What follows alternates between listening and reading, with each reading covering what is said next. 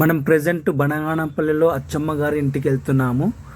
So ఇదే అచ్చమ్మ గారి ఇల్లు. సో వీరబ్రహ్మేంద్ర స్వామి 12 సంవత్సరాలు ఉన్నప్పుడు ఇక్కడ అచ్చమ్మ వారి ఇంటికి వచ్చారు.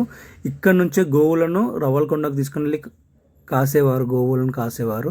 సో ఇదంతా చూస్తే అచ్చమ్మ వారి ఇల్లు ఇదంతా. స్వయంగా వీరబ్రహ్మేంద్ర స్వాముల వారు కాలజ్ఞాన పత్రాలను ఇక్కడ పూడ్చారు. ఇక్కడ చింత చెట్టుని నాటారు. సో ఈ చింత చెట్టు ఫ్యూచర్లో వీరభోగ వసంతరాయలు వచ్చేటప్పుడు మల్లెపూలు పూస్తుందంట. సో ఈ ఇంటిలో 23 గదులు ఉంటాయి. సో ఇది ఒక పజిల్ టైప్ ఉంటుంది. ఇల్లు మొత్తము కొంచెం డిఫరెంట్గా ఉంటుంది. నంబర్స్ ఉంటాయి మొత్తం ఇక్కడ. సో ఇక్కడ మొత్తం విగ్రహాలు ఉంటాయి. అచ్చమ్మ వారి, వీరబ్రహ్మేంద్ర స్వాముల వారి అన్ని విగ్రహాలు ఉంటాయి ఇక్కడ చూడొచ్చు మనము. ఇక్కడ మీరు చూసినట్టయితే వీరబ్రహ్మేంద్ర స్వాముల వారి ఉయ్యాల ఇది. సో ఇక్కడ మనం చూస్తే చిన్న చిన్న గదులు ఉంటాయి, మొత్తం చిన్న చిన్నగా ఉంటాయి, నంబర్స్ లాగా ఉంటాయి. ఈ గదులలో విష్ణుమూర్తిది విగ్రహం ఉంది. విష్ణుమూర్తి అంటే ఎవరో కాదు, వీరబ్రహ్మేంద్ర స్వాముల వారే అవతారము.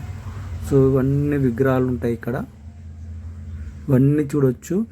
ఆ కాలంలోనూ ఎంత డిఫరెంట్గా కట్టారంటే చాలా గ్రేట్ అసలు. చాలా మంచిగా అనిపిస్తుంది. లోపల పోతుంటే ఒక పజిల్ టైప్లో ఉంటుంది.